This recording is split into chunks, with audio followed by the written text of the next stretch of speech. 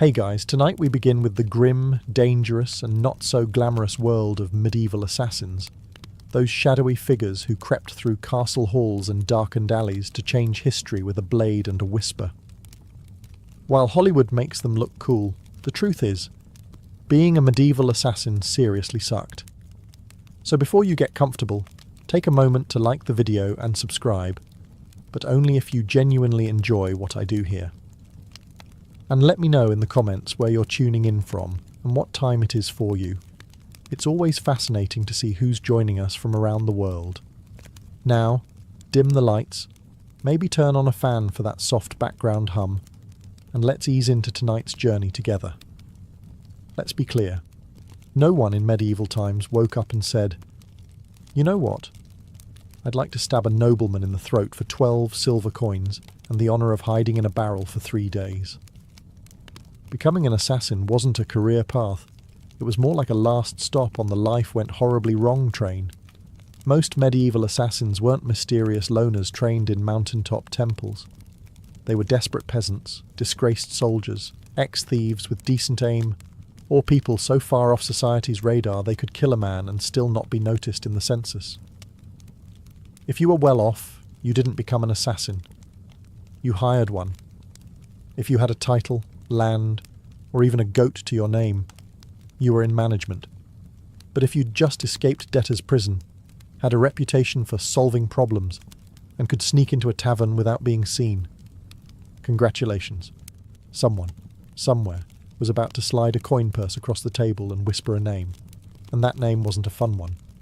You weren't asked to take out Bob the quiet turnip farmer. It was usually a corrupt baron, a bishop with too much gold, or someone with 12 bodyguards and a moat. The pay? Tempting. The job? Horrifying.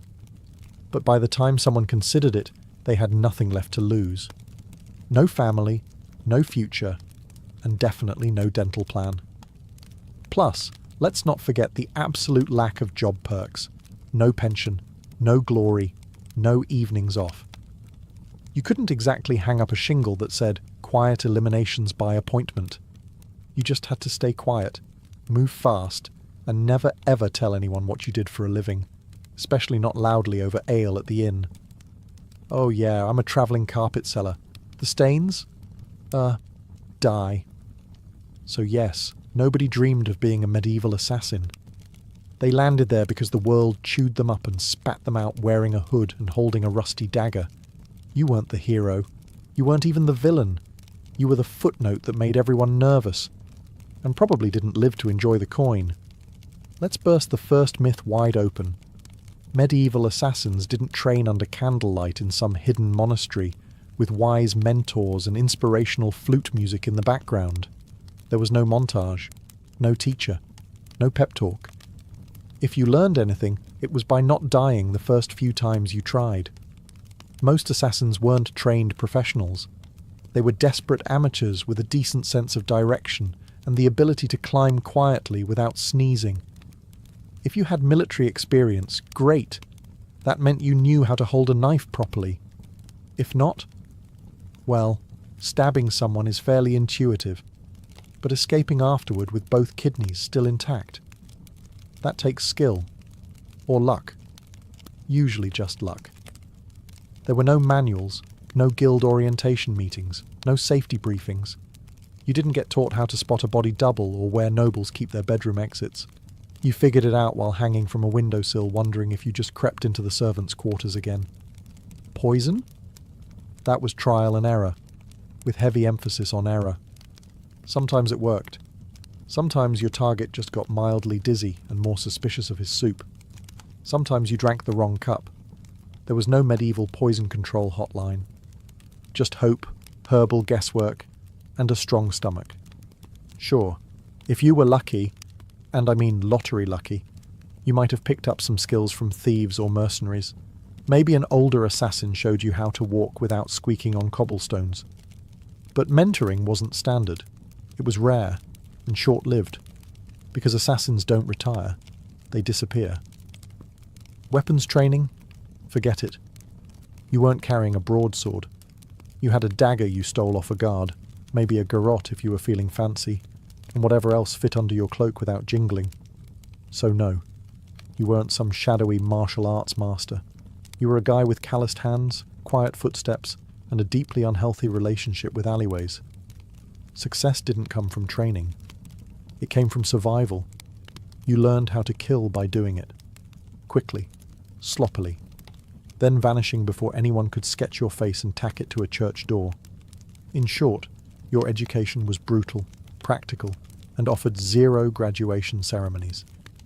Just bruises, bloodstains, and the creeping realization that you were very much on your own.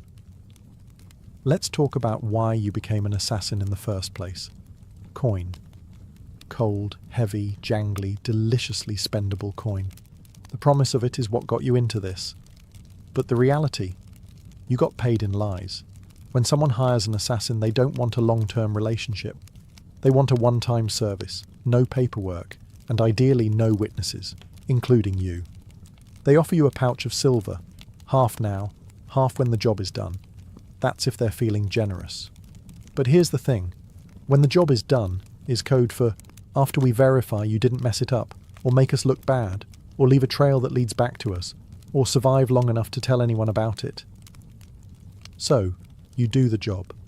You sneak through shadows, risk your life. Maybe kill a baron in his sleep. Not pretty, not poetic. And when you return... Ah, yes, about that payment. The client fled, terribly sorry. Or worse, they try to kill you. A knife to the gut is cheaper than a bonus. And even when you do get paid, it's never quite enough. Not for the risk, not for the blood, not for the 3 days you spent hiding in a haystack with fleas and moral regret. You get a handful of coins, a curt nod, and a reminder, you were never here. Also, fun fact, some contracts were fake, political traps. You'd be told to assassinate someone dangerous, only to find out it was a decoy with guards waiting. Congratulations, you just walked into a sting operation with your name already carved on the gallows. And even when the deal was real, you couldn't exactly go to court and file a complaint. Your Honour, I'd like to sue Lord Edmund for breach of assassin contract. The only court you'd see was the one where you were the exhibit, so you learned to take what you could, demand payment up front, and trust absolutely no one. Not even the greasy little scribe who swore this job would change your life. It did, mostly by shortening it. Being an assassin meant living on broken promises and vanishing before they broke you. So you've taken the job. You've been lied to about the pay. You're probably going to die. Now let's talk gear. Forget the fantasy novels and sneaky video games. There were no retractable wrist blades, smoke bombs, enchanted daggers, or crossbows that folded neatly into your boot. Your toolkit consisted of whatever you could steal, sharpen, or hide beneath a tattered cloak without clanking. If you were lucky, and I mean found a gold coin in a dead man's shoe, lucky, you had a good dagger. Not ornate, not curved like a dragon's tooth, just sharp, hopefully rust-free, and ideally one that didn't smell like the last guy you stabbed with it. Poison. It existed, sure, but it wasn't as glamorous as a slow drip into a wine goblet. Most medieval poisons were unpredictable, made from plants, minerals, or toad guts. Some worked instantly. Some took hours. Some made your victim vomit for 2 days and then recover, angrier and now very suspicious of stew. Ropes, occasionally useful. You could strangle, climb, or tie something up with one, but you'd better know how to use it fast, because nothing kills the mood like trying to wrestle someone while muttering, "Wait, which knot goes under again?" Bows. Effective, yes, if you had one, knew how to shoot it, and weren't trying to smuggle it through a palace disguised as a flower arranger. Most assassinations were up close and personal. No time for elegant marksmanship. Just quick, quiet, and hopefully not messy enough to slip in. And you didn't get backups. If your blade bent, broke, or fell down a well, time to improvise. Slate roof tile? Maybe. Rusty nail? Worth a shot. Shoe buckle with intent? Desperate times. You carried your tools hidden in hems, boots, or inside hollowed-out bread if needed, and you kept them close. not for safety, but because in this line of work, your weapon was your best friend, your boss, and your only retirement plan. There were no upgrades, no tinkering with gear between missions. You didn't polish your kit. You prayed it didn't betray you mid-strike. Because in the end, it wasn't the weapon that did the killing. It was you.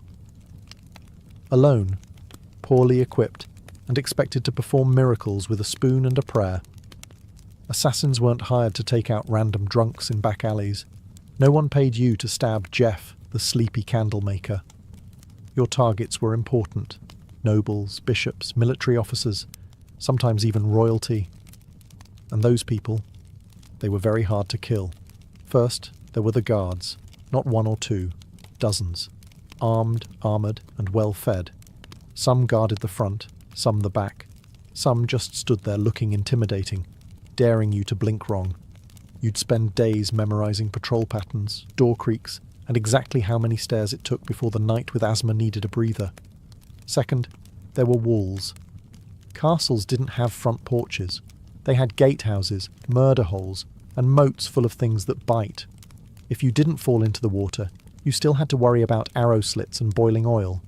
Yes, boiling oil. Your job description included may get flambéed for peeking. Third, there were the servants and staff, the cooks, scribes, and stable boys. One wrong look from you, and they'd be whispering to the guard captain faster than you could say, "I'm just the herbalist." Assassins weren't just fighting swords, they were fighting gossip. And medieval gossip travels at light speed, if it means someone gets to keep their head. And finally, your actual target? Paranoid. Rightfully so. These people were surrounded by backstabbers, relatives with claims to their titles, and 36 people pretending to like them. They didn't eat without a tester. They didn't sleep without 3 locks on the door. Some even slept in decoy beds or rotated rooms like a deadly version of musical chairs.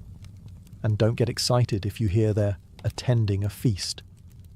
Yes, they'll be drunk, but so will you. And you'll still have to get past the royal guards, 3 dogs, a very alert jester, and 50 witnesses holding tankards. Even getting close to your target could take weeks, posing as a servant, bribing a chambermaid, hiding in barrels. And when the moment finally came, you had one shot. One precise, perfect, non-squeaky, non-bloody, ghost vanish in the night moment. Or you'd become the next public deterrent, swinging from the castle gate with a sign that read, "Nice try." Let's be honest. When you picture a medieval assassin, you probably imagine sleek black robes, leather braces, maybe a mysterious hood billowing in the moonlight. Reality? You looked like a sick goat herder with something to hide. Disguises in the Middle Ages weren't exactly high fashion. You didn't have custom-tailored cloaks or retractable armour. You had whatever you could scavenge. Peasant rags, a monk's robe 2 sizes too big, or the remains of a guard uniform that definitely still smelled like its previous owner. The goal was to blend in, but blending in meant looking like everyone else who hadn't bathed in 2 weeks, limped from old injuries, and had a nervous twitch from malnutrition. You didn't look suspicious because of your cloak. You looked suspicious because you kept adjusting your belt to hide a dagger wrapped in cheesecloth. And forget masks. There were no Guy Fawkes options. Most face coverings just made you look like a leper, which was great for avoiding conversation, but terrible for entering parties. If anyone asked who you were, you had to think fast. "I'm Brother Tobias. I take care of silent prayer and rooftop maintenance." Even assuming you made it past the guards, noble households weren't full of idiots. Servants noticed unfamiliar faces, especially ones that fumbled chamber pots and couldn't name the cook's cat. You were always one, "I've never seen you before," away from being clubbed with a candlestick. And if your disguise did work, congratulations. You now had to stay in character for hours while pretending not to notice all the very stab-worthy people wandering by. Also, wigs. They didn't exist. If you needed to look older or younger, you were stuck smearing dirt on your face, squinting, and hoping no one got close enough to notice that your beard was glued on with honey. The truth was, your disguise didn't protect you. It gave you maybe 5 minutes of confusion. After that, you had to be gone, invisible, or very, very convincing. And if anyone saw through it, well, let's just say no one wants to be the assassin caught in the bishop's laundry room, wearing a nun's habit and holding a sword. Especially not on a feast day. In medieval times, if you were an assassin, you didn't have a team. You didn't have a sidekick with a crossbow, a clever alchemist in a secret lair, or a handler who gave you coded scrolls and warm encouragement. You had you, a rusty dagger, and crippling trust issues. There were no guilds, at least not ones you could actually count on, and if there were whispers of a brotherhood of assassins, it was mostly tavern talk, fueled by mead and boredom. You were more likely to meet a ghost than another professional killer who wanted to network. Why the isolation? Because in your business, the fewer people who knew you existed, the longer you lived. Every contact was a risk, every loose tongue a potential noose. Even your client might not know your real name. And if they did, you were already planning your exit. Companionship? Laughable. Friends asked questions. Lovers noticed bruises, bloodstains, and why you always slept with a blade under the pillow. You couldn't settle down. You couldn't afford to. One mistake, one person recognizing you in a market, and your whole life turned into a sprint for the nearest sewer grate. Even fellow criminals kept their distance. Thieves and smugglers were sociable. You? You were that guy who makes people disappear. They feared you, or worse, saw you as a walking liability. No one wanted to share stew with someone whose occupation could attract a mob with torches. And don't expect sympathy. You couldn't tell anyone how hard it was to sleep after silently strangling a corrupt bishop. If you talked about your job, people assumed you were either lying or dangerous, and they weren't wrong. So you kept your secrets, your scars, and your weapons to yourself. At inns, you sat in the darkest corner, back to the wall, eyes always scanning the door. You never drank too much. You never stayed more than a night. You didn't say your name unless someone paid you first. And even then, it probably wasn't your real one. Being a medieval assassin meant perfecting the art of vanishing. Not just in a crowd, but from every life you never got to have. Let's say you took the job. You planned your route, you bribed the right doorman, you disguised yourself as a very convincing chimney sweep. And then, you froze. Maybe the target turned around unexpectedly. Maybe they were with their child. Maybe you got the shakes at the worst possible moment and your knife hand trembled like a terrified squirrel. Guess what? You're now dead. Because failure, for a medieval assassin, wasn't a slap on the wrist or a bad performance review. It was a public, painful, and wildly theatrical death, often involving ropes, fire, wheels, or sharp iron devices with names like the Bonecracker's Delight. Missing the kill meant blowing the whole operation. Your target lived, and immediately told everyone that someone tried to murder them. Suddenly you weren't a shadow. You were a wanted man with a detailed description, and probably a crude sketch tacked to every tavern wall within 30 miles. And those guards you once snuck past? Now they're motivated. Sometimes it wasn't even your target you had to worry about. It was your client. If you failed, you were no longer an asset. You were a liability. Someone who could be tortured, interrogated, or worse. Talk. The very people who paid you would be the first to put out a second contract. On you. And there were no second chances. No. Sorry, the blade slipped. I'll try again tomorrow. You had one shot. One moment in time. And if you blew it, the best you could hope for was to die quickly before anyone found out who hired you. Failure also meant shame. The silent, humiliating kind. You didn't just fail to kill. You failed to be invisible. To be perfect. And for assassins, perfection was survival. Anything less? Might as well paint a target on your back and start practicing your final word speech. It didn't matter how many jobs you'd done before. No one cared that you succeeded 12 times. Because in this profession, You're only as good as your last kill.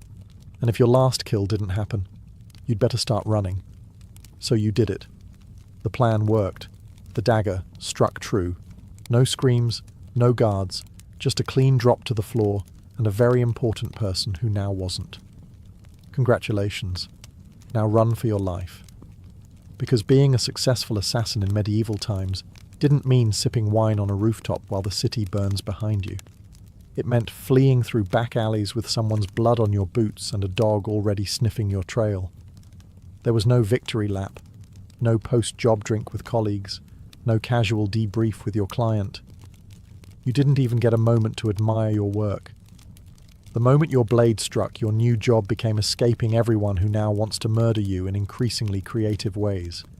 Guards, coming, doors, locked, horses, tied up on the other side of town.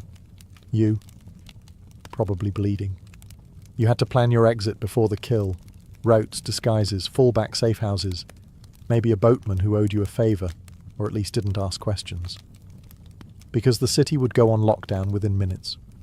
No one wanted a scandal. And lockdown meant closed gates, armed checkpoints, and a dozen angry men with swords who all just received your rough sketch and the phrase, maybe armed and extremely stabby. And let's talk about the client. Assuming they actually planned to pay you, they weren't going to meet you at a cosy tavern with a smile and a thank you card. They'd probably vanish too, because an assassin who just completed a job is the most dangerous person alive. You knew too much. You'd proven you could get into places others couldn't. So even when you succeeded, you walked away with coin in one hand and a giant target on your back. And what did you win?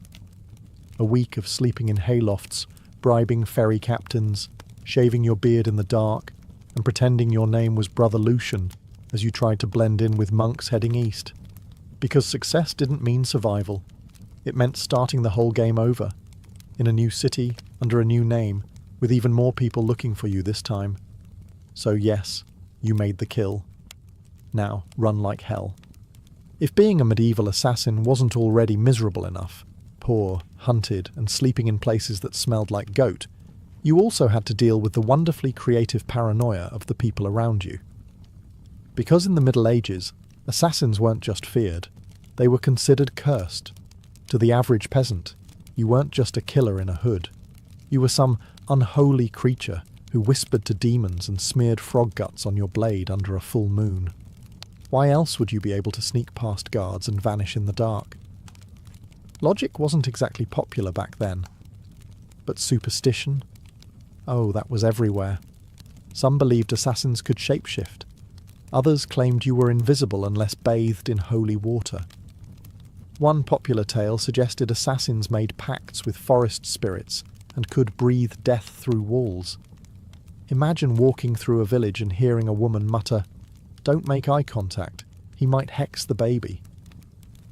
Even your tools were suspect. Carrying a dagger, clearly it was forged in a cursed forge. Using poison, that wasn't chemistry, that was witchcraft, and you probably stirred it with a severed toe under a blood moon. You'd think this fear might help you. After all, people avoided you, right? But the reality was worse. Superstitious mobs don't hesitate. They don't ask questions. They throw stones, set fires, and shout things like, "Burn him before he calls lightning." Your reputation made people overreact. The second someone died unexpectedly, illness, accident, choking on a chicken bone, someone would whisper, "Maybe it was a shadow man. Maybe it was him." You could be hunted just for existing in the same village as a suspicious death. That meant you had to keep moving. Always. Stay too long, and suddenly a priest is ringing a bell while 5 angry farmers hold pitchforks like they've been waiting for this moment their entire lives. And heaven help you if you were caught with anything remotely weird. Dried herbs, strange coins, or even a foreign accent. That's all it took for someone to shout "sorcerer" and light a torch. In a world that believed monsters wore human faces, being too quiet, too clever, or too fast made you a threat. And in medieval logic, threats had to die, quickly, and preferably on fire. Ah, poison, the assassin's weapon of elegance. A quiet kill, no mess, no screaming, no steel on bone, just a sip, a stagger, a sigh. And done. That's the theory. In practice, poisoning someone in the Middle Ages was like trying to win a bar fight with herbal tea and a bad attitude. First off, poisons weren't reliable. You didn't have access to purified cyanide or a neat little pill labelled fast-acting doom. You had plants, mushrooms, minerals, maybe the occasional toad. You had to gather, grind and pray. And even then, it might just give the target a stomachache and a renewed commitment to his anti-assassin guard team. There was no scientific measurement. You didn't dose precisely. You eyeballed it. A pinch too little, and the noble just vomits and cancels dinner. A pinch too much, and you die from exposure before the first course is served. Also, medieval kitchens were chaotic. You couldn't just waltz in and season the soup with nightshade. You had to bribe or impersonate a cook, sneak in while no one was watching, or, worst of all, try to poison a meal that would go through 3 tasters and a dog. Yes, a dog. And if your victim was a noble, they didn't just eat food, they treated it like a military operation. Meals were tasted, blessed, and sniffed by everyone from the steward to the jester. By the time the food hit their plate, it had passed through more security than a royal wedding. Even assuming you did it, you slipped in the poison, it wasn't detected, and the target actually ate it. The next part was wildly unpredictable. Some poisons took hours. Some took days. 1 minute your mark is laughing at a joke, the next he's clutching his stomach and demanding to see his astrologer. And if they survived, guess who they'd blame? Not the cook, not the taster. You, the quiet man with the herbal knowledge and twitchy eyes. So poisoning wasn't efficient. It was risky, slow, and full of variables, none of them in your favour. And if you were caught, you didn't get a quick death. You got interrogated, with tools, until you confessed to poisoning everyone from the Duke to the dog. You'd think that if you successfully changed the course of history by removing a tyrant, sabotaging a royal bloodline, or silencing a political threat, someone would remember your name. Nope. You were an assassin. That meant your name was never meant to be remembered.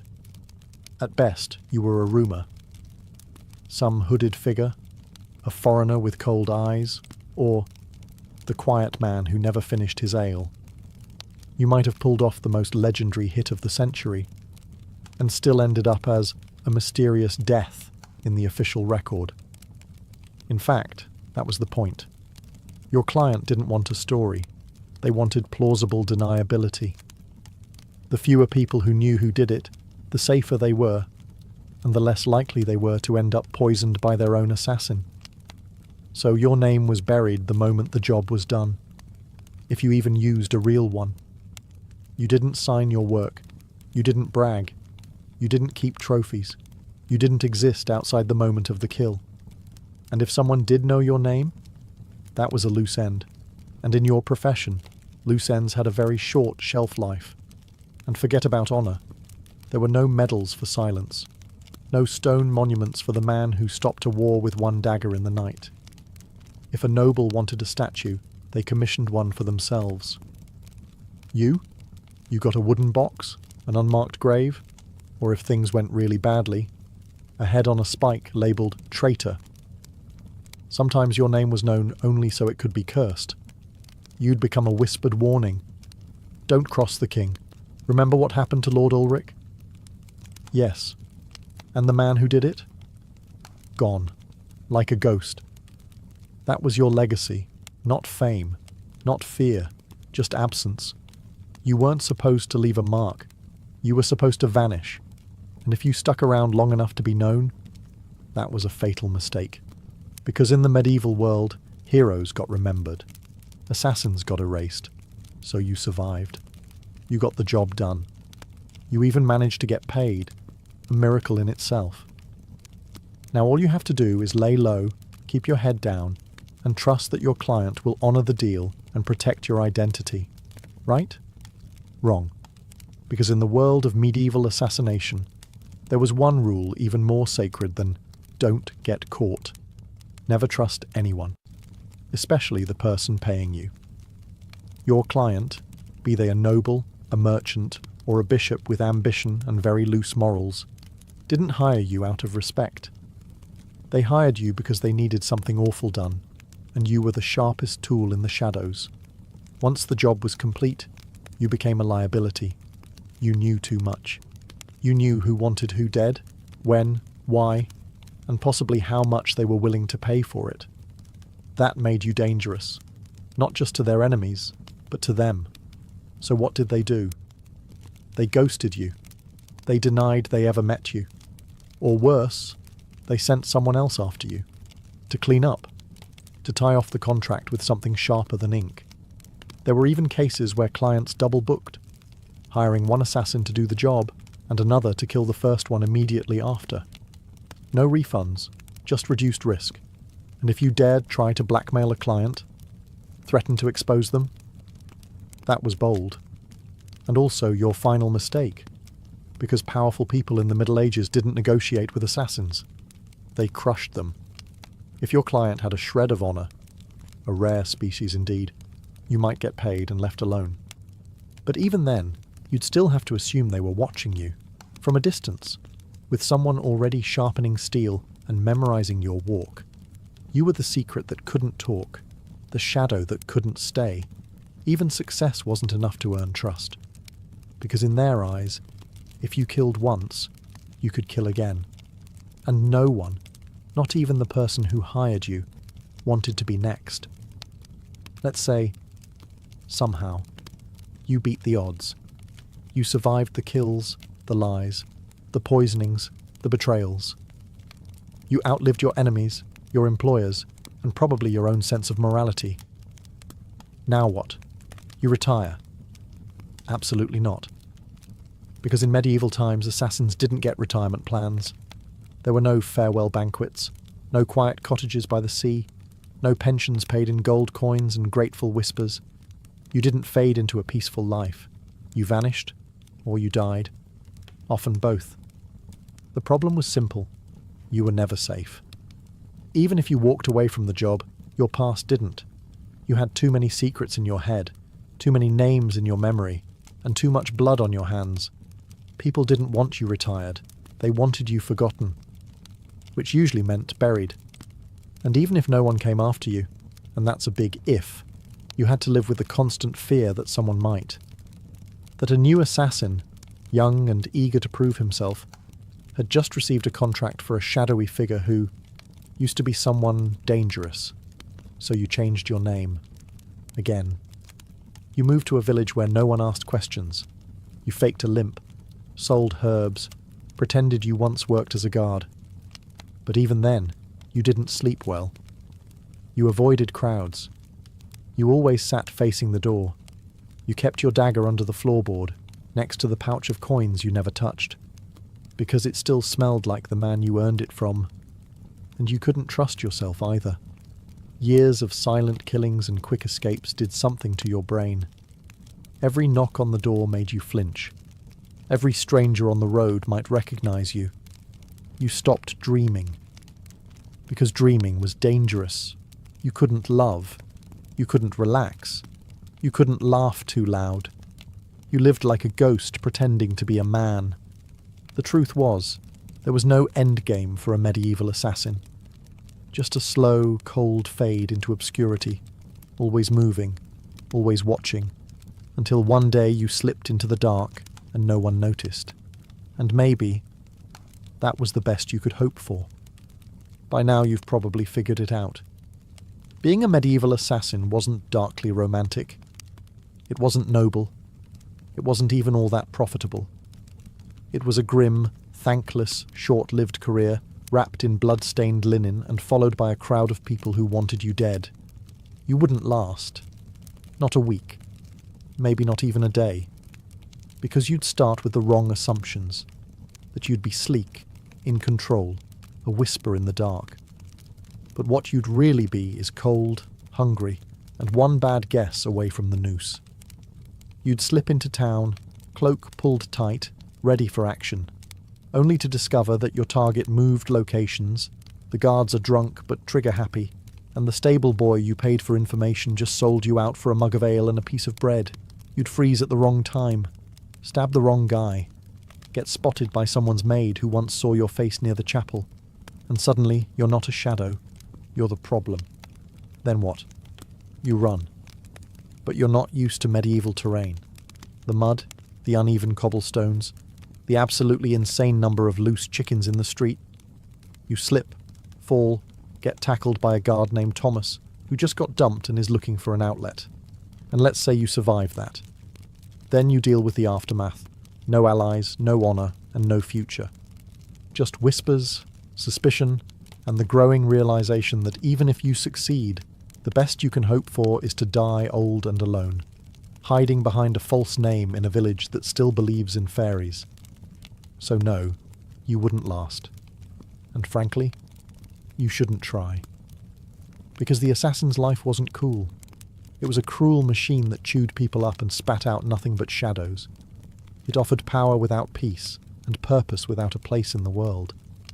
You didn't make history. You erased yourself from it. And the only thing waiting for you at the end was silence. A silence no one would question. Because no one even remembered you were there in the first place. Before she was the feared Queen of Macedonia, Olympias was known as Myrtale, a Molossian princess from the rugged tribal lands of Epirus. Her people claimed descent from Achilles himself, and whether or not the blood of heroes truly ran in her veins, one thing was certain. This was not a woman born for the sidelines of history. From a young age, Myrtle was steeped in mystery and ritual.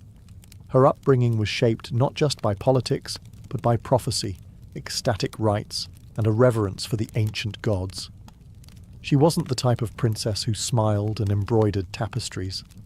No, she was drawn to serpents, omens, and the frenzied ceremonies of the cult of Dionysus, where women danced barefoot in the moonlight and called upon the divine in states of trance. Her connection to the gods wasn't performative, it was personal.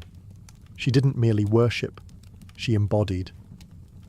According to ancient sources, likely written by men both terrified and enthralled, she kept sacred snakes in her chambers and even allowed them to coil beside her in bed.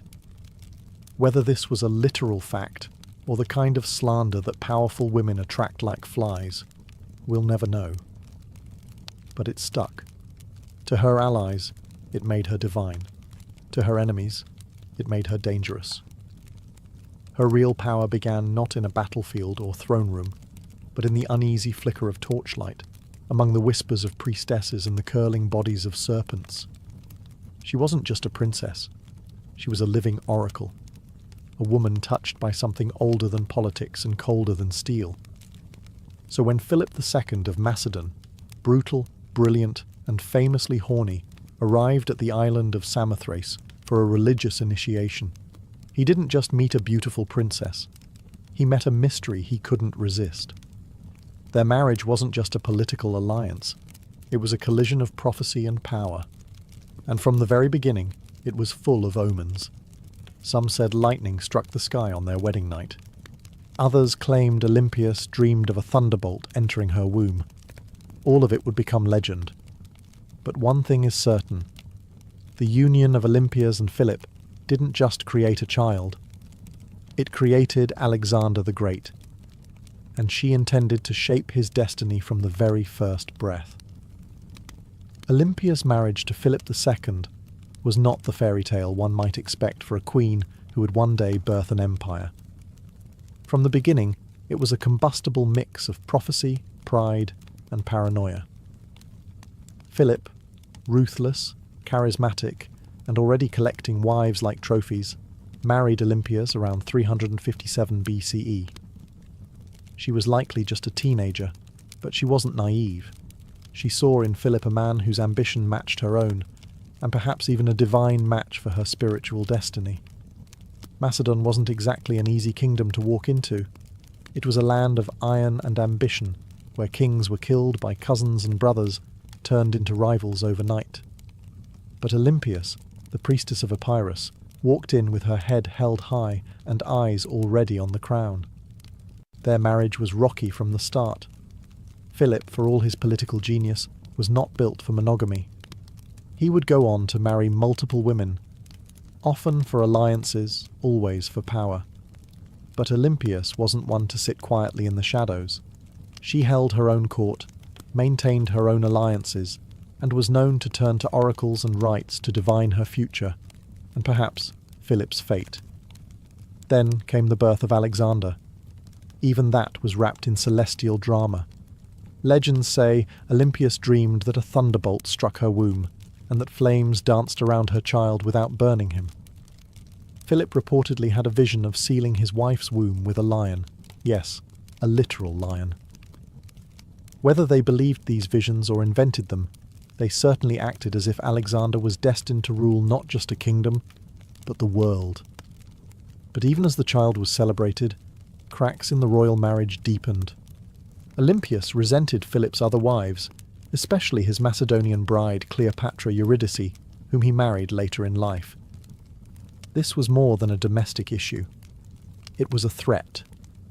Cleopatra was Macedonian-born, and any son she bore would be purer in the eyes of the local nobility. A direct threat to Alexander's future. Olympias saw it clearly. The palace wasn't just a home, it was a battlefield, and she would use every snake, dream, ritual, and whisper she had to make sure her son wasn't just remembered, but crowned. She was no longer Myrtle. She was Olympias now, and no one would take her son's throne without facing her wrath. By the time Alexander was a teenager, the Macedonian palace in Pella had become a war zone of veiled insults, political maneuvering, and bitter rivalries. Olympias wasn't just fighting for influence, she was fighting for survival. She knew that the court was filled with snakes, but she was the one who taught them how to bite. Philip II had begun to distance himself from her. He was campaigning more, drinking more, and, perhaps worst of all, listening more to his Macedonian advisors. The final blow came when he married a young noblewoman named Cleopatra Eurydice, not to be confused with the Cleopatra of Egypt. This Cleopatra was Macedonian-born, and her uncle Attalus was one of Philip's top generals. To Olympias, it wasn't just betrayal, it was a declaration of war. The marriage ceremony was a disaster. At the feast, Attalus drunkenly mocked Olympias and Alexander, calling into question the legitimacy of Alexander's birth. Was he really Philip's son? Or was he the child of a god, as Olympias liked to claim? It was meant as an insult, but Olympias seized the myth. Let them whisper. Let them believe her son was touched by Zeus. It made him untouchable. Alexander stormed out of the feast. Olympias left Macedon entirely, retreating to Epirus. But her exile was not defeat. It was strategy. In her homeland, she was still royalty. She could gather support, whisper in ears, and watch as Philip's palace began to rot from within. She didn't need to be physically present to be dangerous. Then came the shockwave. Philip was assassinated at his daughter's wedding, just as he was about to invade Persia, just as he was on the verge of crowning himself not just king of Macedon, but potential emperor of the known world. The question that echoed through every marble corridor and torchlit hall was the same. Who did it? Was it Pausanias, the jilted bodyguard who carried out the act? Was it the result of court intrigue? Was it Alexander himself? Or, whisper it softly, was it Olympias? No one could prove it. No one dared. But many believed it. After all, within days, Cleopatra Eurydice and her newborn child were dead. Murdered, some say, by Olympias herself. The serpent had returned to the palace. And now, nothing stood between her son and the throne. With Philip dead and Macedon in mourning, or confusion, Olympias made her move. While others scrambled to understand the chaos, she acted, swiftly, brutally, decisively. First, Cleopatra Eurydice, the young Macedonian queen and rival wife, was eliminated. According to chilling accounts, Olympias didn't just have her killed, she made her death symbolic, public, humiliating. Some say Cleopatra was forced to hang herself after watching her infant daughter be murdered. Others claim Olympias had the child thrown onto a funeral pyre. What's agreed upon is this: no mercy was shown. Olympias understood what many mothers in ancient courts refused to accept. In a royal palace, mercy is a liability. A rival child, no matter how small, is a future war, and Olympias was done playing defence. With Cleopatra and her bloodline erased, she could turn her attention to securing Alexander's throne. Her teenage son, bold, brilliant, already trained by Aristotle, was declared king without serious opposition. But don't be fooled. It wasn't just his charisma or his father's legacy that made it possible. It was Olympias. She knew which generals to threaten, which nobles to flatter, and which enemies to quietly remove. She wasn't just protecting her son's rise, she was engineering it. Alexander himself didn't always approve. He reportedly disapproved of the violence against Cleopatra's family, but he also didn't stop it, because deep down he knew what Olympias had always known. Power demands blood. And in Macedon, bloodlines were both a blessing and a curse. With her son now king, Olympias began to recede slightly from public life. But this was no retirement. She simply shifted from open strikes to whispered influence. As Alexander prepared to launch his conquest of Persia, she remained behind, not as a passive queen mother, but as the spiritual guardian of his destiny. She sent him sacred relics, consulted oracles, and performed rituals on his behalf. To Olympias, her son's mission wasn't just military, it was divine. Alexander wasn't going to war, he was fulfilling prophecy. And as long as she drew breath, no rival, Macedonian, Persian or otherwise, would derail that divine plan. She had crowned her son. She had cleansed the palace. Now she would guard his empire. From behind the curtain, with teeth bared. As Alexander marched east to conquer the known world, Olympias remained behind in Macedon, a queen without a throne, but not without power. Her official title was Queen Mother, but make no mistake, she ruled in all but name. Though regency was technically handed to Antipater, one of Alexander's trusted generals, Olympias refused to be sidelined. She wrote letters to her son constantly, advising, warning, sometimes chastising him. These weren't the sweet letters of a doting mother.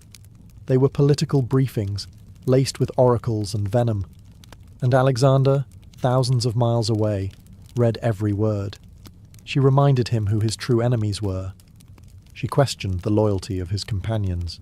She criticized his fascination with Persian customs, his choice of wives, and his flirtation with calling himself a god. No one else dared say these things to him.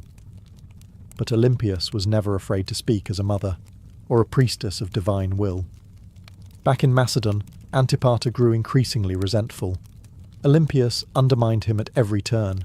She used her status, her religious authority, and her family ties to stir opposition against him. She had influence in Epirus, in Thessaly, and among the aristocracy. She could spread rumours like wildfire, and with Olympias, a whisper could be deadlier than a sword. Meanwhile, her letters to Alexander became more urgent. She warned him of Antipater's ambition, painting him as a second Philip, ready to betray and usurp. Whether she truly believed it or simply feared losing her grip, she kept pressing her son to act. Alexander, however, hesitated. He needed Antipater to keep order in Greece while he fought in Asia. And so, the rift between mother and general widened. Olympias watched. She waited. But beneath her religious robes and maternal concern, she was growing impatient. She hadn't endured years of palace warfare to be ruled over by an old soldier. As Alexander's empire stretched from the Aegean to India, Olympias saw cracks forming. He was taking on too much, trusting too many foreign advisors, and drifting away from the mother and the gods that made him.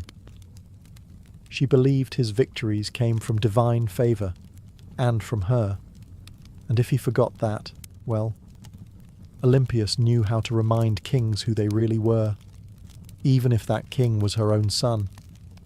When news of Alexander's death in Babylon reached Macedon in 323 BCE, it didn't arrive like a trumpet, it arrived like a dagger. For Olympias, it wasn't just the loss of a son. It was the collapse of a world she had spent decades building. Her boy, the divine storm she had prophesied, raised, unleashed, was gone. And he'd left behind no clear heir, no single successor, only chaos. The mighty empire he carved out was already fracturing. Generals, his so-called successors, were already dividing it up like jackals around a corpse. Antipater still held power in Macedon and Greece, and he had no love for Olympias. Worse, her daughter Cleopatra, Alexander's sister, was being courted by rival generals for marriage, each one hoping to use her bloodline as a claim to the throne. Olympias saw what was coming. Civil war wasn't a possibility. It was inevitable. And once again she would have to act. But she no longer had Alexander. What she had instead was his bloodline. His young son, Alexander IV, born to Roxana, the Bactrian princess Alexander had married. Roxana, still in Macedon, was vulnerable. The boy was even more so. Olympias recognized that the infant was now the last true piece of her son's legacy, and that made him a target, but it also made him a weapon. She allied herself with Roxana and the boy, determined to protect them and use the child's birthright to stake her own claim in the political battlefield. But the tide was turning. The generals who once bowed to Alexander had no interest in kneeling to his widow or his mother. They had armies now, ambitions and grudges. Olympias didn't flinch. She'd faced snakes, traitors and kings. A few warlords with crowns and stolen spears wouldn't scare her. So she plotted. She waited. She watched as Antipater died and was replaced by his son Cassander, a man with ice in his veins and no tolerance for the old queen's games. It was only a matter of time before these two forces collided. The serpent mother of Alexander and the cold-eyed usurper who wanted her buried. Alexander was gone, but his shadow was still moving.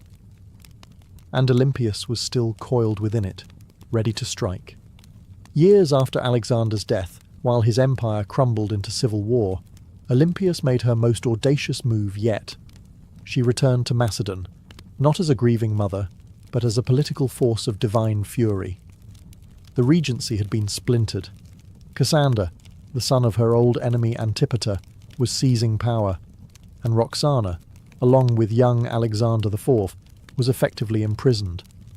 Olympias saw the writing on the wall. If she did not act now, her grandson would vanish like a shadow at dusk.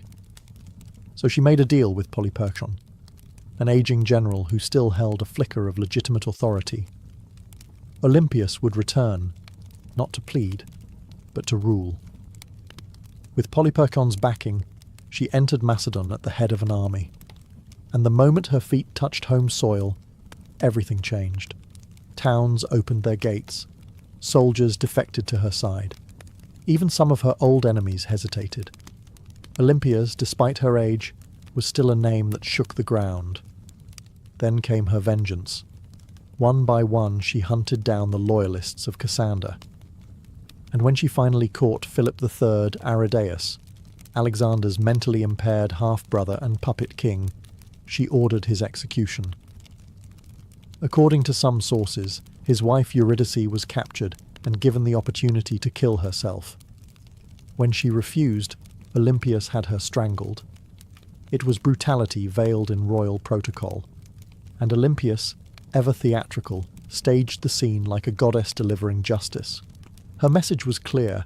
Only the bloodline of Alexander had the right to rule. Everyone else was a pretender. For a brief, burning moment, Olympias held the kingdom in her grip. She had restored the dynasty. She had avenged betrayals. She had reminded Macedon what royal power looked like when wielded by a woman with nothing left to lose. But power, in Macedon, was like fire in dry grass. And Cassander was still out there, calculating, biding his time. He returned with a vengeance. His army outnumbered hers, his resources deeper, his cruelty colder. Her allies began to abandon her. Polyperchon lost influence. The tide turned. Olympias, now isolated in the fortress of Pydna, watched as her enemies closed in. She had lit the match. Macedon had burned, and now the smoke was thick, and her enemies were at the gates. Olympias, once the most feared woman in the ancient world, now found herself besieged in the coastal fortress of Pydna, alone, cut off, surrounded by the army of Cassander, who had come to finish what his father had started. But Olympias didn't beg. She didn't plead. For nearly a year, she endured the siege like a statue carved from divine wrath. Food ran short. Disease crept in. Allies vanished. Yet within the fortress walls, she maintained the same unshakable presence that had once shaken kings. To the very end, she carried herself not as a prisoner, but as the mother of a god. Cassander, ever cautious, hesitated. He knew killing Olympias was dangerous. Even now she carried a myth around her like armor. She was still the mother of Alexander the Great. To strike her down might seem like blasphemy, so he offered her safety. Surrender, he said, and her life would be spared. Olympias knew better. She had seen too many royal promises turn to ash. Still, hunger was no longer just a discomfort. It was death. Her garrison broke. Her followers surrendered. And Olympias, unbending until the very end, was finally handed over to her enemies. Cassander didn't kill her himself. That would have been too simple and too merciful. Instead, he turned her over to the families of those she had executed during her brief return to power. Let them decide her fate. They condemned her to death. But here's the catch. When the executioners came, no one dared strike the first blow. Olympias stood tall, regal, silent, eyes fixed on them like an oracle staring through smoke. These were Macedonians. They had grown up hearing of her rituals, her visions, her snakes. They had once cheered her son as a living god. And now here she stood, a frail old woman cloaked in myth, and not a single man had the courage to swing the sword. So Cassander sent others, foreigners, outsiders, people who had no memory of her power, only orders to follow. And thus Olympias was finally struck down, not with ceremony, not with dignity, but with silence. Her death marked the end of Alexander's bloodline in any meaningful power, and with it, the final ember of an empire founded on divine ambition was snuffed out. But even in death, Olympias left behind a shadow, and history would never forget the Serpent Queen. Olympias died not on a throne, but in the dust, unarmed, abandoned, and executed by the very people she once ruled. But history is strange. It does not always favour the ones who die in silk sheets. Sometimes it remembers those who went down hissing. And Olympias was never meant for quiet history. In life, she had wielded motherhood like a sword and prophecy like a shield. She wasn't just the mother of Alexander the Great. She was one of the architects of his rise. Without her, there is no myth of the divine child. No rituals whispering of thunderbolts and lions. No ruthless purging of rivals that cleared the path for a teenage king to rule the known world. Olympias didn't just give birth to an empire, she defended it with claws. Yet even among the ancient world's most ruthless dynasts, Olympias stands apart. She didn't command armies in the field like Cleopatra, or ride into battle like Boudicca. Her battlefield was subtler and colder.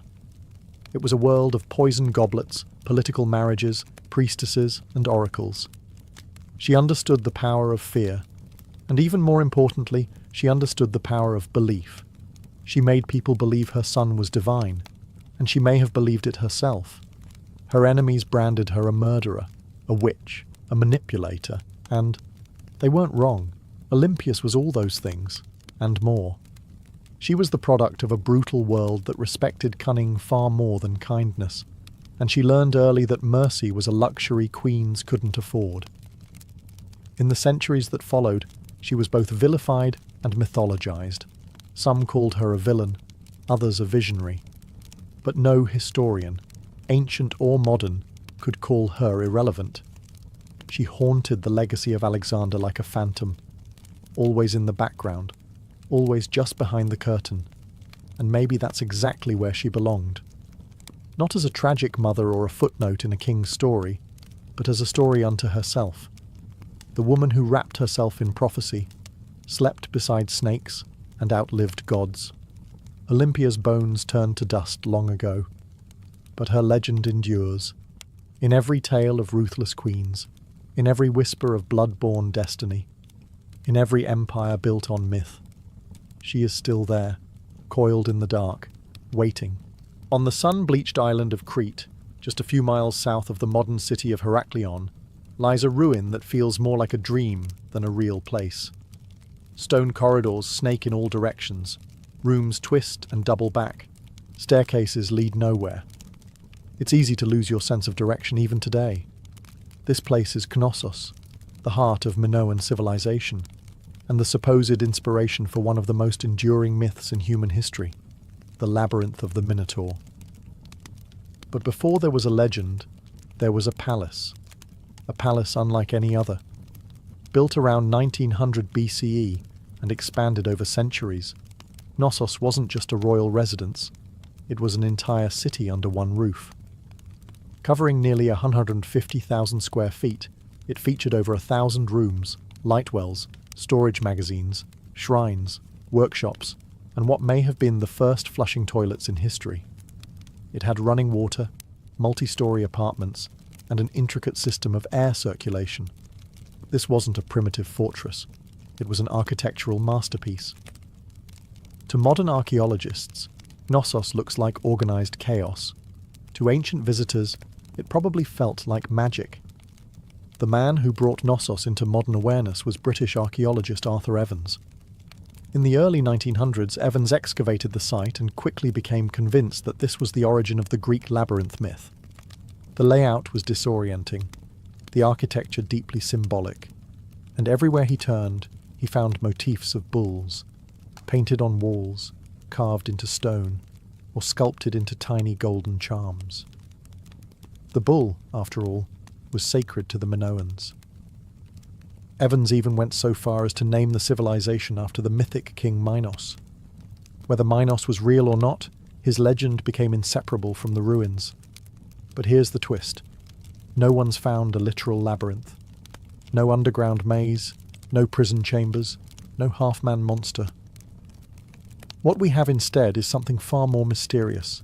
A city designed in loops, wings and layers, deliberately difficult to navigate. And the deeper you go, the more the lines between history and mythology blur. So the question remains, was the Minotaur born from these walls, or was the palace itself the monster? Knossos may not give up its answers easily, but it's very good at making us ask the right questions. The myth is as famous as the ruin. A monstrous half-man, half-bull, trapped in a labyrinth so complex that no one who entered ever found their way out. Only Theseus, the Athenian hero, managed to kill the beast and escape, thanks to a ball of thread and the cunning of Princess Ariadne. But where did this story come from? And why a labyrinth? The earliest versions of the myth speak of King Minos, the powerful ruler of Crete, who demanded tribute from Athens in the form of 7 boys and 7 girls each year. These unfortunate souls were fed to the Minotaur, a creature born from divine punishment and shame. The Minotaur, locked in an underground maze, symbolized the dark underbelly of power, something savage hidden behind grandeur. To ancient Greeks, Crete had long been a land of wealth, mystery, and fear. Its seafaring people, the Minoans, were seen as both elegant and alien. Their rituals involved bull leaping, their artwork depicted strange gods, and their palaces were unlike anything on the mainland. To a visiting Greek from 1000 BCE, Knossos might have felt like another world. The bull itself was sacred in Minoan culture. Frescoes show young men and women vaulting over charging bulls in ritual displays. Horns of consecration, stylized bull horns, appear on rooftops and altars. Combine this with a palace that feels like a maze, and the ingredients for a legend begin to stir. But what if the Minotaur wasn't just a monster? What if it was a metaphor? Some scholars believe the tale reflects a memory of Cretan dominance over the Aegean, a time when Athens truly did pay tribute to a stronger, stranger power. The labyrinth could symbolize the political entrapment of weaker states, and the Minotaur, the raw, terrifying force behind Minoan rule. Others argue it's more psychological, the labyrinth as the unconscious mind, the Minotaur as our hidden urges, and Theseus, the hero, walking bravely into the darkness, guided only by the thread of memory. Still, the myth remains tangled with Knossos. The palace is the closest thing we've ever found to a real labyrinth. No monster, no Ariadne. But perhaps something deeper. Not just a myth echoing through history, but a history that was asking to become myth. Long before Athens raised its marble temples or Sparta sharpened its spears, there was the Minoan civilization, one of the earliest advanced societies in Europe. They ruled not through conquest, but through trade, art, and what seems like an almost supernatural command of architecture. At the heart of their power stood Knossos, a palace that wasn't just a seat of royalty, it was a hub of culture, ritual, and economy. The Minoans flourished from around 2600 to 1400 BCE. Based on Crete, they developed a sprawling trade network that reached Egypt, Mesopotamia, the Levant, and even the distant shores of Spain. Their ships cut through the Mediterranean like silent arrows, ferrying pottery, saffron, bronze, and luxury goods. They didn't build vast armies. They built relationships, and that, more than weapons, made them rich. What's most striking about Minoan culture is how different it was from their later Greek successors. Their artwork celebrated nature, animals, and flowing human movement, not war or divine punishment. Frescoes show dancers, dolphins, and athletes vaulting over bulls. Even their goddesses are different. Powerful, bare-breasted figures often holding snakes, symbols of fertility, transformation, or protection. At the centre of it all was Knossos, not a fortress on a hill, but a complex in a fertile valley. It had no massive defensive walls, suggesting the Minoans either felt secure on their island, or projected enough power to make defence unnecessary. Their confidence was architectural. Multi-storey buildings, colonnaded courtyards, and advanced plumbing systems hinted at a society far ahead of its time. And yet, for all their sophistication, the Minoans left behind no deciphered written records. Their primary script, Linear A, remains unreadable to this day. We don't know what they called themselves. We don't know what their kings believed, what prayers they spoke, or what truly happened behind the walls of Knossos. All we have are their ruins, their art, and their influence, absorbed later by the Mycenaeans and echoed in Greek myths. The Minoans were not just builders of palaces, they were architects of mystery. And Knossos wasn't merely a building, it was the beating heart of a civilization that shimmered for a moment like sunlight on the Aegean, and then vanished. But some say their echo still wanders the maze. To walk through Knossos is to walk through time, layered, confusing, beautiful time. It's not just the scale that overwhelms you, it's the design. Rooms lead to rooms. Corridors split and vanish. Light wells cut through the heart of the building. Stairs spiral into shadows, or emerge suddenly into sunlit courtyards. Nothing moves in a straight line. It's not hard to see why ancient visitors might have whispered, "Labyrinth." Knossos wasn't just a palace, it was a living organism. Spanning an estimated 150,000 square feet, the complex contained over 1,000 chambers, some tiny, some grand. These weren't randomly placed rooms. They were purpose-built. Workshops, storage spaces, shrines, apartments, and throne rooms, all arranged around a large central courtyard that may have hosted public ceremonies or bull-leaping rituals. The palace was built on multiple levels, up to 4 or 5 stories tall in places, using natural slopes and artificial terraces. To navigate it without getting lost, you'd need memory, instinct, or a thread like Theseus. And yet, this apparent chaos hides a remarkable intelligence. The Minoans mastered passive ventilation, cooling rooms through air shafts and open stairwells. They funneled rainwater through clay pipes and had toilets that flushed long before Rome made it fashionable. One of the most iconic areas is the so-called throne room, named for the alabaster chair built into the wall, flanked by benches. Around it are frescoes of griffins, mythical guardians. Was this the seat of a priest-king? A goddess's chamber? A sacred court? No one knows for certain. And the walls, they speak in colour. Vibrant frescoes show dolphins swimming above bathtubs, women in elegant flounced skirts with bare chests, youths leaping bulls mid-air. The art wasn't just decoration, it was identity, fluid, natural, deeply connected to earth and sea. Still, the deeper you go, the more Knossos begins to disorient. Some parts seem intentionally complex, like they were designed to confuse. Maybe that's the root of the labyrinth legend. Not a prison for monsters, but a palace that felt alive. A building that invited awe, ritual, and just a touch of fear. No locked doors, no mythical beasts. Just a place built to make you question where you were and what was waiting around the next corner. Knossos wasn't just an administrative centre or royal residence. It was a place of worship, an architectural expression of the Minoan soul, steeped in ritual, myth, and divine mystery. Unlike later Greek temples, there are no towering columns to Zeus or marble shrines to Athena. Instead, the spiritual world of Knossos is more subtle, woven into the fabric of the building itself. Shrines hide in corners. Pillars rise like sacred sentinels. Horns, stylized, carved, symbolic, appear on rooftops and altars. Everywhere you look, the bull motif dominates, suggesting a powerful connection between worship, the natural world, and this revered animal. The Minoans didn't seem to fear the bull. They celebrated it. The famous bull-leaping fresco in Knossos isn't just athletic art. It may depict a religious rite. Young men and women vaulting over a charging bull, locked in a dance of danger and grace. It wasn't sport. It was sacred theatre, possibly an offering to the gods, or a symbolic triumph over chaos. Then, there are the snake goddesses. Discovered in storerooms beneath the palace, the snake goddess figurines are among the most iconic Minoan artifacts.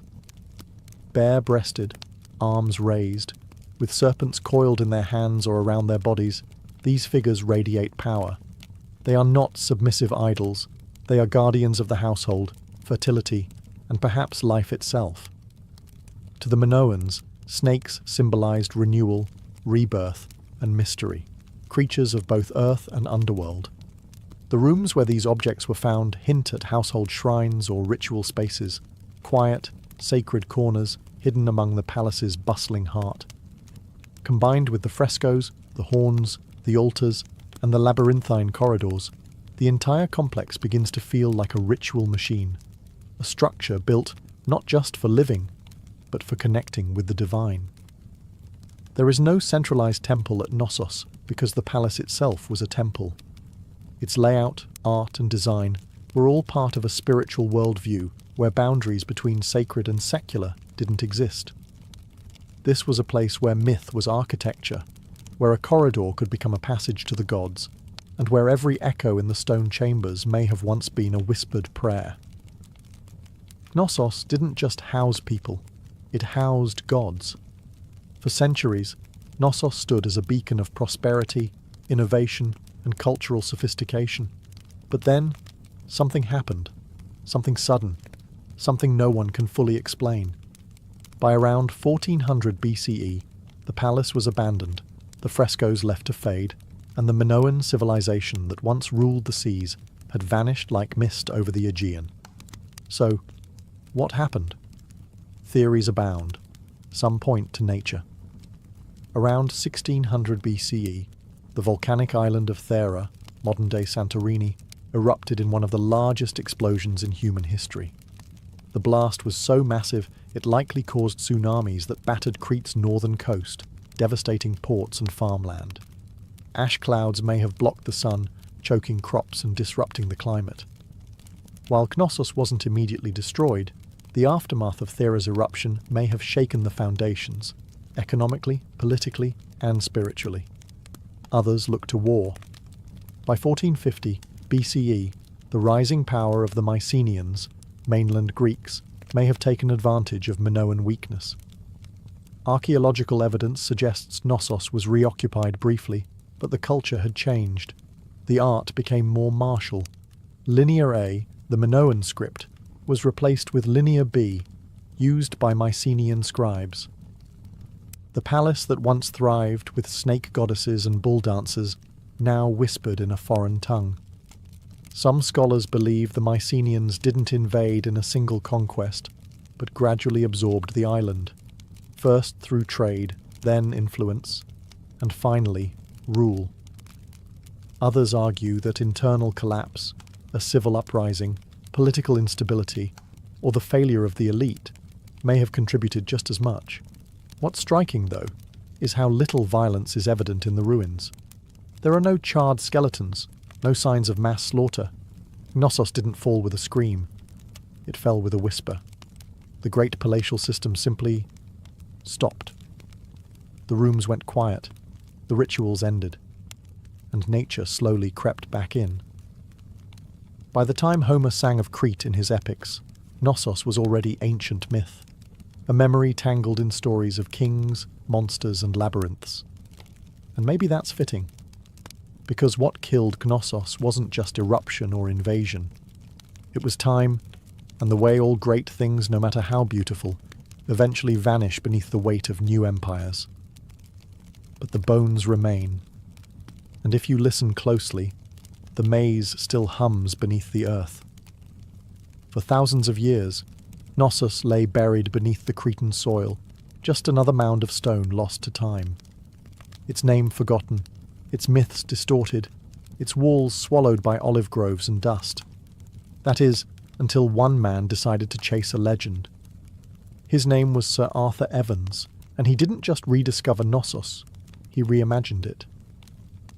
In 1900, Evans, a British archaeologist with a flair for drama and a deep love for Homeric myth, purchased the land that covered the ancient ruins. Local farmers had been finding strange seals and artifacts, clues that something enormous lay beneath their feet. Evans dug in. What he found would change the history of the Aegean forever. He uncovered a palace so vast, so complex, and so advanced that he was convinced this was the mythical home of King Minos. The frescoes, the horns, the sheer architectural strangeness of the site, it all pointed in his mind to one thing: the labyrinth. Evans wasn't just an archaeologist, he was a storyteller, and sometimes a controversial one. He named the people who built Knossos the Minoans after Minos. He interpreted symbols, reconstructed frescoes, and restored parts of the palace using reinforced concrete, a move that has drawn both praise and criticism. Some call it visionary, others call it vandalism. Because what you see today at Knossos is partly ancient ruin and partly Edwardian imagination. Still, Evans did what no one else had dared. He brought Knossos back to life.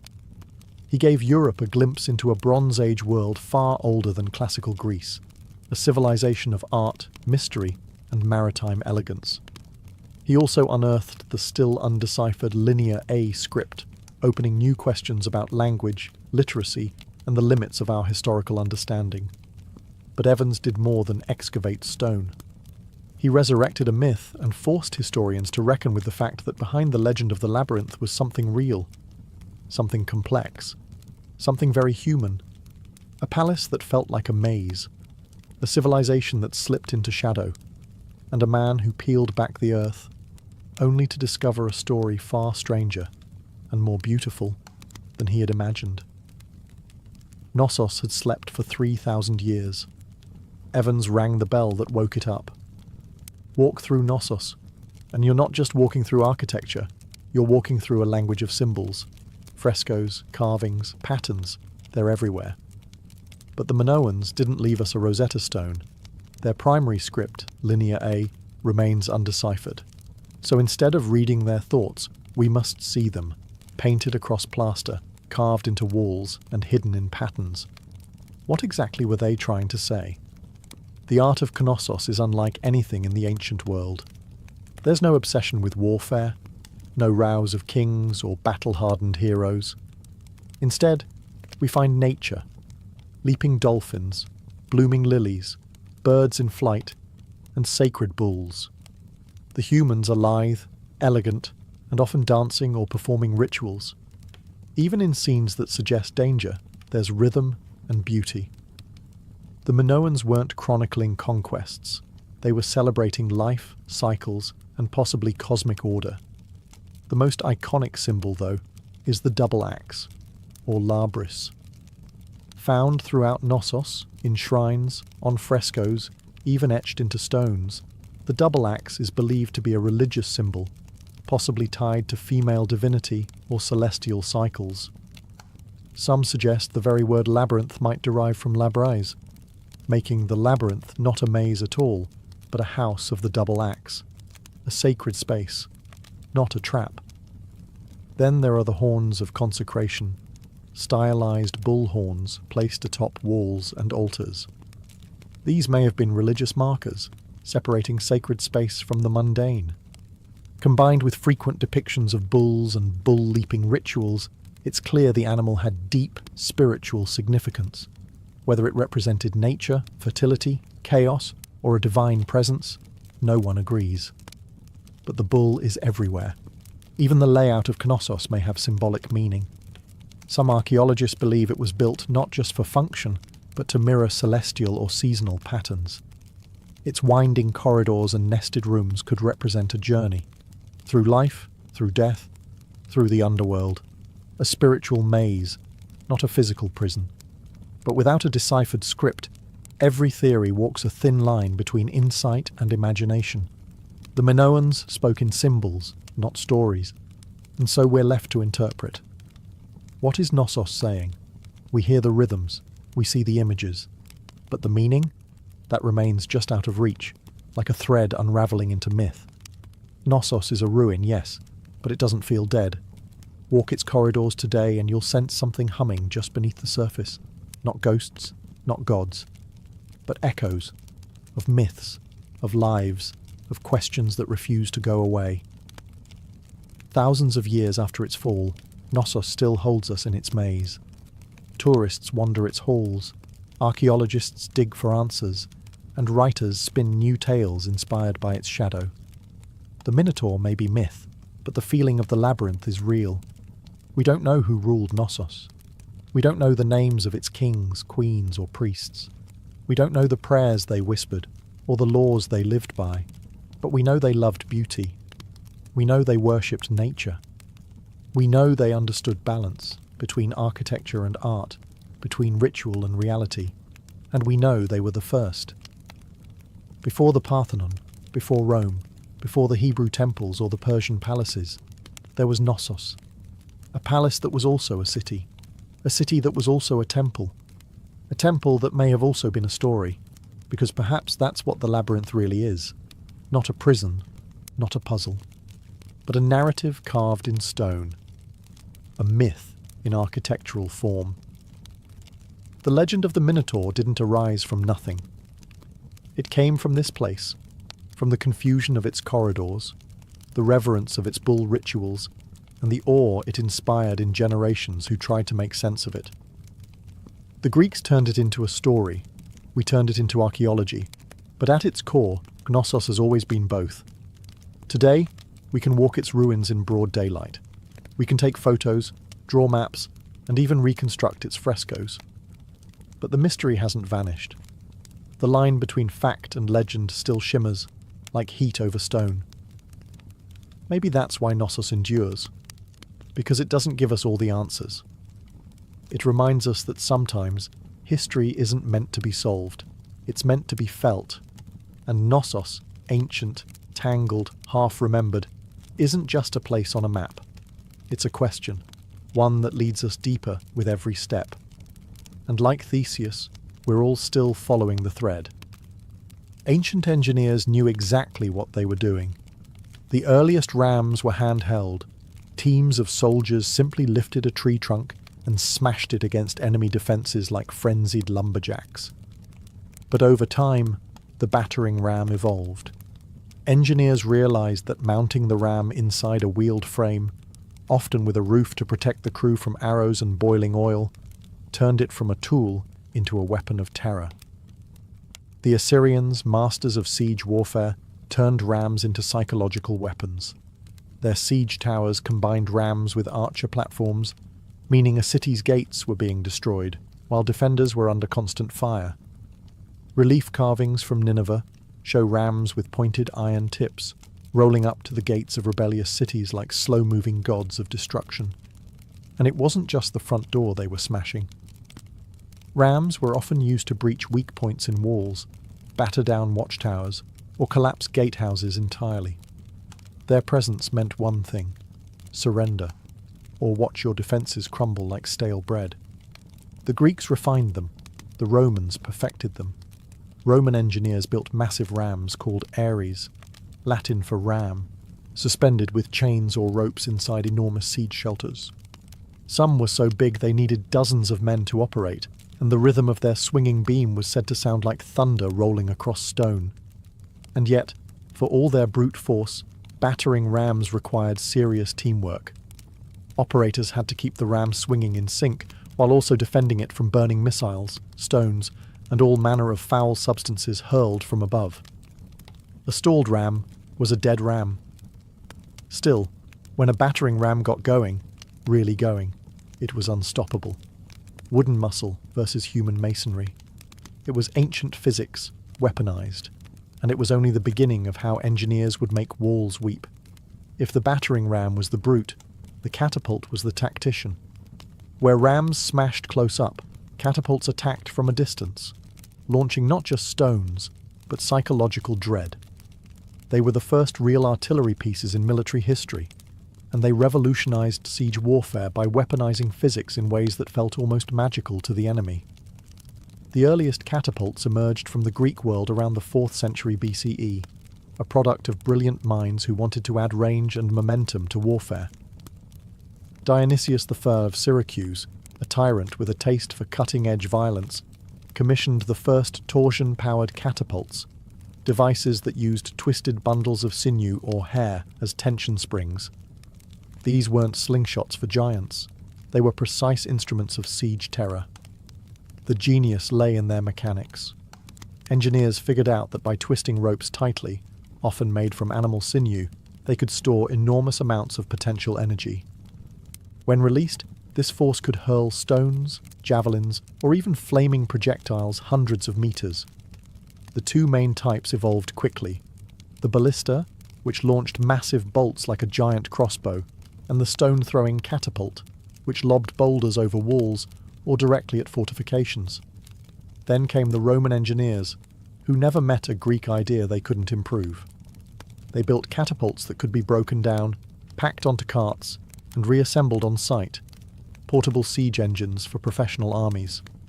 Some Roman catapults could fire 60-pound stones at incredible speeds, capable of tearing through wooden gates, battlements, and occasionally unlucky soldiers. Catapults weren't just about destruction. They were about spectacle. Ancient generals used them to send messages, sometimes literally. Corpses were launched over walls to spread disease and fear. Severed heads were lobbed into besieged cities to shatter morale. In one chilling case, diseased bodies were fired into enemy territory as an early form of biological warfare. But catapults had their flaws. They were heavy, required skilled crews, and could be rendered useless by bad terrain.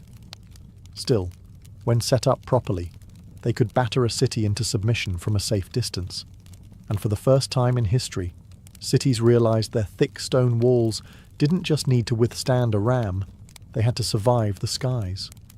Because now, destruction came flying. If the catapult was clever, the trebuchet was majestic. Towering, creaking, and terrifying, it was the undisputed king of medieval siege warfare. When one appeared on the battlefield, it wasn't just a weapon, it was a statement. It said, "Your walls mean nothing." Unlike its tension-powered cousins, the trebuchet relied on gravity. At its core was a simple principle: a long swinging arm mounted on a sturdy frame, with a heavy counterweight on one end and a sling on the other. Raise the weight, let it drop, and the arm would whip around, flinging the sling and its deadly payload in a high arc over enemy defences. It was controlled destruction, precise, predictable, and devastating. The origin of the trebuchet can be traced back to earlier traction models used by the Chinese as early as the 4th century BCE, where manpower replaced counterweights. But the counterweight trebuchet, the version that would rewrite siege warfare in Europe and the Islamic world, emerged in the 12th century, possibly through Byzantine or Muslim intermediaries. Once Europe got its hands on the design, it spread like wildfire through castles and crusades. The power was astonishing. A well-built trebuchet could launch 300-pound projectiles over 300 metres. Stones the size of furniture would crash into towers, pulverise walls, or crater enemy morale. But the real magic was in the arc. Unlike catapults, trebuchets could hurl projectiles over walls with finesse. This meant they weren't just smashing defences. They were hitting courtyards, barracks, and supply depots inside. And it wasn't just stones. Trebuchets hurled everything: diseased animals, burning pitch, pots of lime to blind defenders, even messages, or insults, wrapped around rocks. One legendary account from the siege of Stirling Castle in Scotland tells of Warwolf, a trebuchet so massive that the enemy surrendered before it was even fired. The king refused to accept the surrender, just so he could test the machine. But for all its destructive glory, the trebuchet wasn't fast. It took hours to build, minutes to reload, and demanded skilled engineers. Still, no other siege weapon combined range, force, and psychological horror quite like it. It was the medieval version of a slow-motion hammer from the heavens. And when that counterweight dropped, cities held their breath. While catapults launched from afar and battering rams smashed the gates, siege towers took a more personal approach. They rolled right up to the enemy's front door and dropped off armed invaders. Imagine a wooden skyscraper on wheels, covered in wet hides to prevent fire, bristling with archers and spearmen. That was the siege tower, the ancient equivalent of an armoured personnel carrier and a mobile fortress in one. And when one of these started rumbling toward your city walls, you knew that the real fight was about to begin. Siege towers weren't subtle. They were big, bold, and terrifyingly effective when used properly. The Assyrians may have been among the first to deploy them in the 9th century BCE, but it was the Greeks, and especially the Hellenistic kingdoms, that took the design to theatrical extremes. During the siege of Rhodes in 305 BCE, the Macedonian general Demetrius built a 9-story tower called the Helepolis, or Taker of Cities.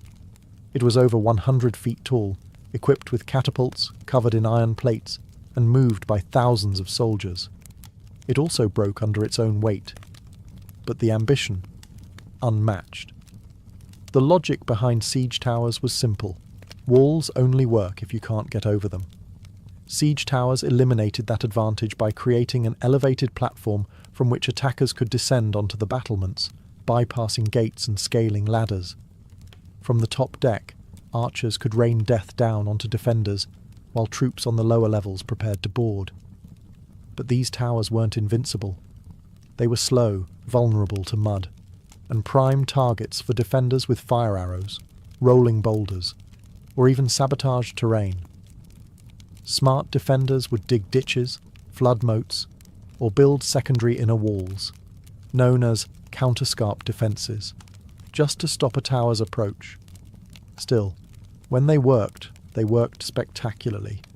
A breach in the wall was one thing, but having your own ramparts suddenly crowded with enemy soldiers, that was chaos. Siege towers transformed the battlefield from a horizontal contest of strength to a vertical race for survival. They made height an asset and a liability, and once the gangplank dropped from a siege tower to the city walls, there was no turning back. It was time for hand-to-hand hell.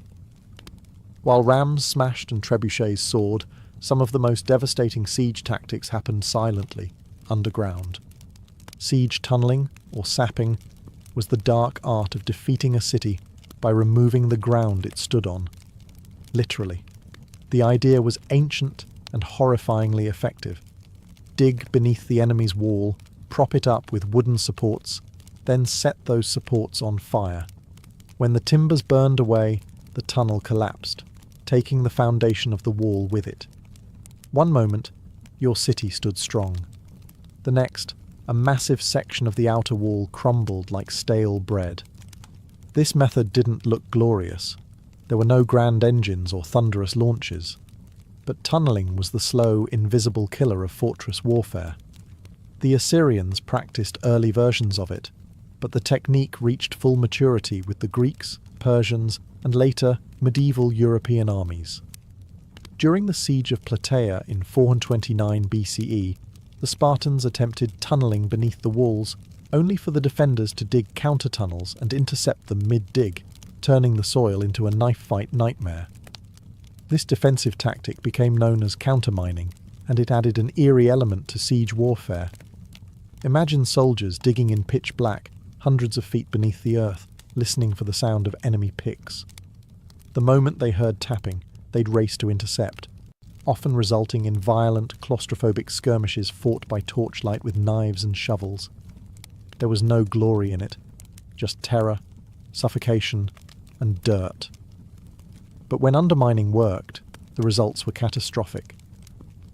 One of the most infamous examples came in 1212 during the siege of Rochester Castle in England. King John's forces tunnelled beneath the southern wall, packed the mine with pig fat, and set it ablaze. The supports collapsed, bringing down the entire tower above. The defenders were stunned, and soon after, surrendered. By the 13th century, siege engineers became specialists in identifying weak foundations, measuring the soil's behaviour, and planning collapses with terrifying precision. They were geologists and demolitionists rolled into one. And though tunnelling required time, labour, and a bit of madness, it proved one truth about siege warfare. If you couldn't go over the wall, and you couldn't go through it, you could always take it down from below. Not all the drama of siege warfare came from the attackers. For every ram built or tower rolled forward, defenders had their own deadly tricks, and sometimes those tricks were hot. Let's start with the most terrifying of them all, Greek fire. Developed by the Byzantines around the 7th century CE, Greek fire was a mysterious, napalm-like substance that could stick to ships, walls, and flesh, and kept burning even on water. Sprayed from siphons or hurled in clay pots, it created scenes of pure chaos. To this day, no one knows exactly how it was made. The formula was so secret that it died with the empire. But its effects? Legendary. Entire fleets were reduced to flaming skeletons within minutes. And that was just the start. In more low-tech defences, boiling liquids were the go-to weapons of choice. Boiling water, oil, or sand would be poured from murder holes, those quaint openings in the ceilings of gateways or towers, directly onto invaders below. Oil was especially feared.